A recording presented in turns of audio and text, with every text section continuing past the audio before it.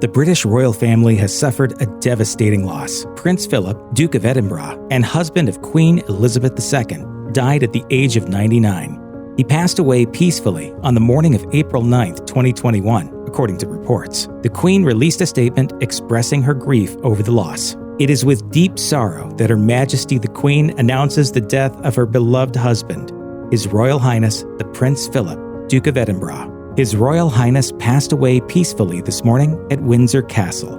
Further announcements will be made in due course. The royal family join with people around the world in mourning his loss. The Duke's advanced age and increasing health concerns caused him to step away from public life in 2017, and he had been hospitalized several times in recent years due to his deteriorating health. Being reticent when it comes to private matters such as the health issues of members of the royal family, Buckingham Palace was generally vague about the reasons he was taken to the hospital, tending to say that the visits were precautionary in nature. One such visit was in December 2019, just before Christmas. He was also admitted to the hospital in February 2021, at which time the only specifics given were that he was feeling unwell, but not due to any complications with COVID-19. According to the BBC, Prince Philip lived a very healthy lifestyle. He quit smoking on his wedding day and did not drink heavily, which helped him live as long as he did.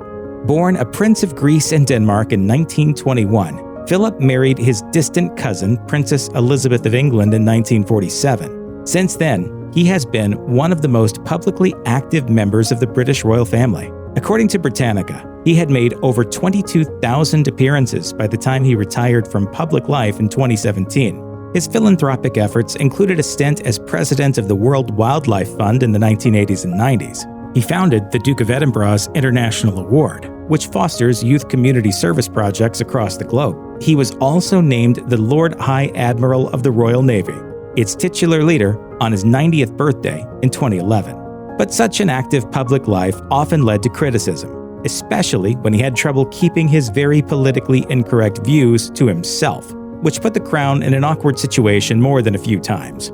Mashable compiled a list of 25 cringe-worthy things Prince Philip said over the years, such as when he said, "British women can't cook," or asking singer Tom Jones, "What do you gargle with, pebbles?" Prince Philip and the future Queen of England followed in the footsteps of generations of royals who married their relatives.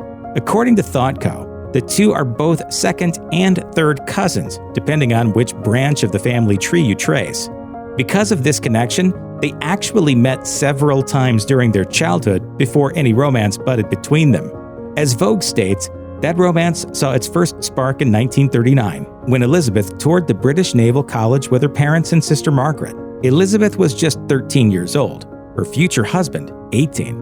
An outbreak of chickenpox and mumps canceled the service at the chapel, so it was up to the girls' cousin Philip, a cadet at the college, to entertain them. Marian Crawford, governess to the princesses, recalled that Philip, rather than the legendary gods of his Greek lineage, looked more like a Viking. The future queen was apparently impressed by how high he can jump, but he didn't fall as head over heels for her as she did for him. Philip went off to fight in World War II, but by the time he returned, he was ready to make a commitment. The two were wed in 1947 in a ceremony that the official website of the British royal family recalls was broadcasted by the BBC and listened to by 200 million people across the globe. Their 73-year union went on to be the longest royal marriage in English history. The Duke is survived by a vast royal family, including 4 children and many grandchildren and great-grandchildren. One of those children is Prince Charles, who is set to assume the throne one day.